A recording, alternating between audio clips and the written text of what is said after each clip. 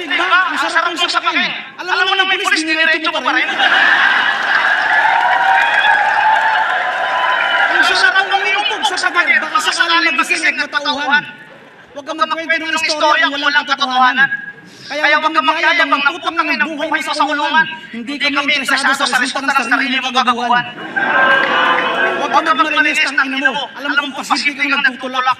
Huwag mong pasukin ang diskarte kung ang galaw ay tiyak. Mahirap pag ang karma mismo naningil. At alam mong pwede maging resulta pag hindi ka nagtigil. Naatin mong patigihin yung anak mo mula sa pinipera pinagbentahan ng droga. Pinahirapan mo pa yung sarili mo sa nanilaga mo yung damo, total pares din naman katas ng marijuana. Bali wala rin ang biyaya, mga pangarap mo abot ang tanaw. Aanhin mo ang lahat kung ang landas mo ay ligaw. Tanggapin mo yung mga bagay, harapin yung tunay na ikaw. Para sa nagtagumpay, kung namubuhay ka sa kalaw.